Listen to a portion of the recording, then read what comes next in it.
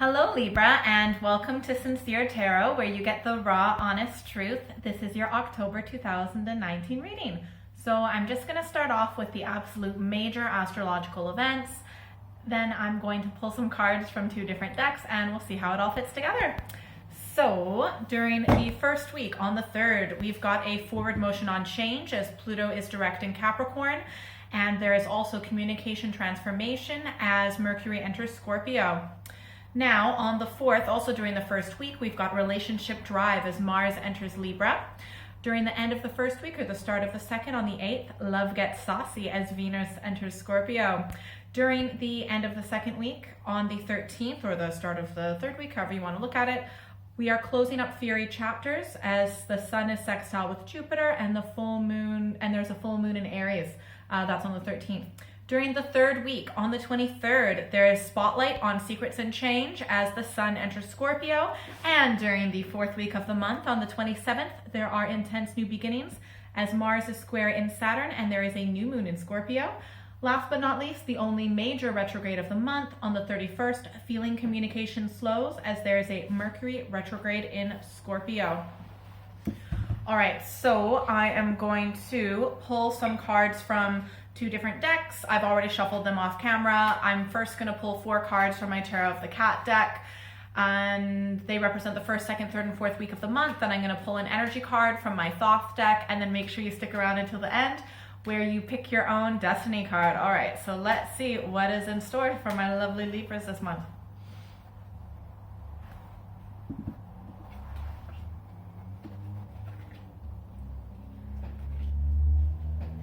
Oh my God, thank God. Okay, because I'm so invested in Libra because I'm a Libra, so I'm always like nervous when I pull the cards. I'm like, please let it be good, please let it be good. So it is looking really good. Okay. So during the first week, we have got the Chariot. So that could possibly be a Cancer influence in your life. But that totally lines up with on the 3rd, where we've got a forward motion on change as Pluto is direct in Capricorn as well. Also, that could line up with on the 4th, which the first week, there's a relationship drive as Mars enters Libra. So it just seems like we're moving forward. I'm guessing there is a very focused, like it could be in relationship, it could be with a particular relationship, but there is definitely forward motion on change and also probably transforming the communication as well, which is good. Oh my God, I know I need that. I'm not going to go into detail about why, but yeah, that would be totally helpful moving forward with communication, change, possibly in regards to a relationship. All right. During the second week, we have got the 7 of Cups. So this could possibly be a Cancer, Scorpio, Pisces influence. But essentially, in my opinion, the 7 of Cups tends to be like delusion, illusion, not looking at things clearly. I mean, what can I say? Yeah, there's a bit of delusion, not seeing things clearly. It could also sometimes include, nostalgia. Like sometimes, this is just a total example. I'm not saying this is a situation with you, but for example, I'm sure you've all had that friend who's been in a horrible relationship, and then after time, all they seem to be able to look back on are the good things. And they're like, oh, remember when he did this or she did this? Da, da, da. And you're just like, that was a total fucked up relationship. Like, how can you be looking at it positively? Anyways, it's that kind of delusion, like looking at things not clearly at all. However, it seems that will likely change during the 3rd week because on the 3rd week, we've got the Page of Swords.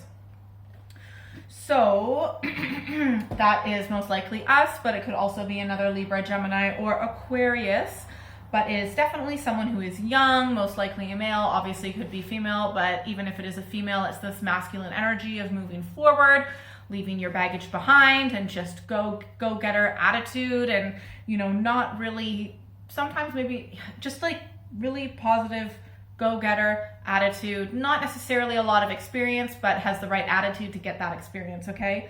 So just moving towards something as well. And that might line up with on the 13th where we're closing up Fury chapters. Oh, that's more like the second week. Yeah, anyways, the point is moving forward, go-getter attitude, leaving baggage behind. It's almost like a fresh new start. That youthful vigor. Okay, this is my favorite card. I'm so glad that we're ending up like this at the end of the month, because on the 4th week we have got the sun. So the sun could possibly, okay, in my opinion, in this deck, the sun could possibly be a Leo influence, because look at this. Look at that line. We've got the lion for the sun, okay? It is my cat deck. So this, to me, the sun also in this deck represents, in my opinion, the most ideal relationship. So moving forward in the same direction towards the same goals, the same desires, hand in hand as equals. So giving and receiving equally, and both moving in the same direction in life.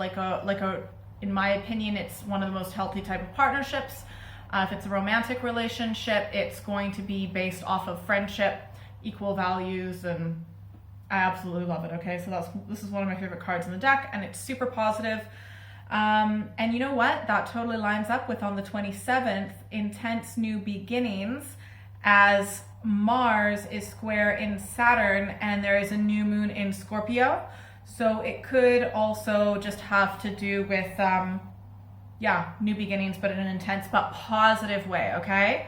All right, make sure you stick around. I'm just gonna pull a energy card from my Thoth deck, okay? So I already shuffled off camera. I'm just shuffling a little bit more. And make sure, like I said before, stick around for a pick your own destiny card. Okay, let's just do this a few more times. Oh, should I go with this one? I'm feeling that I might. Let me see. Okay.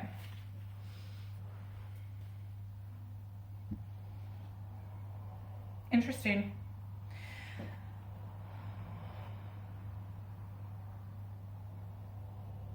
So weird. I've had this deck for a while and now I'm seeing something new in it.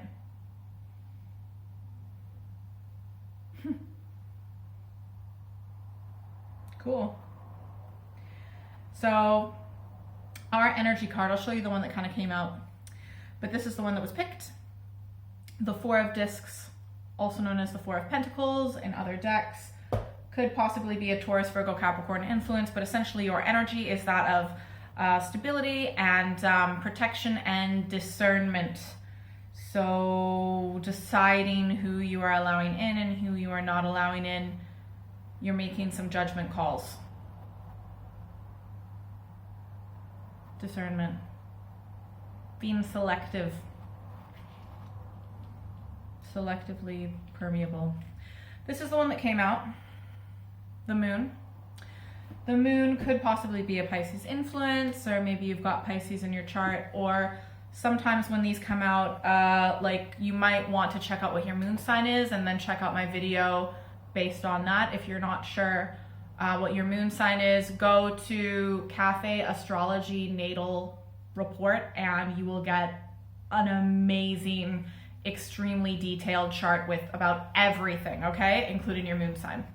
Anyways, so to me, the moon is a lot of reflection, but in this case, it might line up within the 2nd week where we've got a little bit of illusion because things look quite different in the light of the moon compared to the light of the sun. I mean, obviously by the end of the month, we've got the light of the sun coming out. But yeah, there might be, like, in the 1st week, we've got forward movement. 2nd week, a bit of delusion and illusion, just looking at things in a different way that's not completely factual, maybe being a little bit too attached to one particular perspective. I might be throwing you off, but then, you know, we've got forward movement in the 3rd week and then just really positive relationship in the 4th week, okay? So just be wary of that you might not be looking at things as clearly as, not everything is what it seems, but it will all make sense by the end. Everything will be clear to the light of day by the end of the month, okay? All right, pick a number, 1, 2, or 3.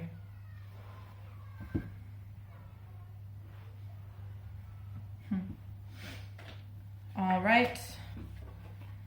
If you picked, okay, let me just see. Interesting. Okay, just like seeing how it all matches up sometimes. Okay, if you picked 1, we've got the Princess of Wands. So could possibly be an Aries, Leo, Sagittarius influence, but essentially just like going with the flow. You're going to feel a lot of fury energy, possibly like in the throughout most weeks of the month. Just go with the flow, go with your intuition, go with what feels right. It's like a fast moving energy, but you got to just kind of go with it. And then if you pick 2, we have got the 7 of Swords, futility. So resistance is futile, you know, so that also might line up. Okay, this also might line up with things occurring in the 2nd and 3rd week. So like if someone else is being delusional during the 2nd week, you know, you're just going to have to just accept it. I mean, you might not. You'll probably push against it, especially in the 3rd week moving forward, maybe to bring some clarity.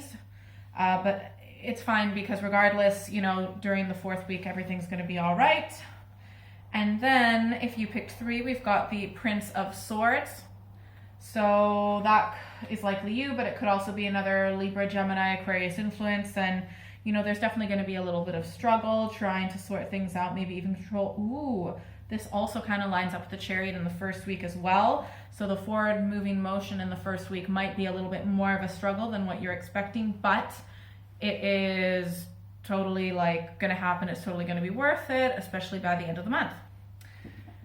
So, oh my gosh, okay, this is so interesting. So I mean to do this sooner, but it's fine. Okay, so sometimes I like to look at the bottom of the cat deck just to see what the residual energy is from the previous month that kind of leaks or bleeds into the beginning of this month. And that is the 9 of Wands.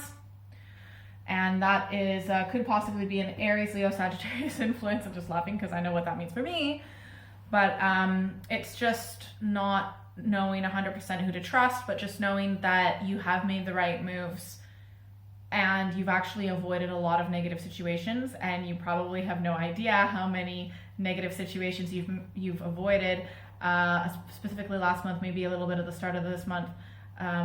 But it's because of like your wisdom and experience and maybe seen positively and just like focused on the positive future, having a good way of thinking. Like you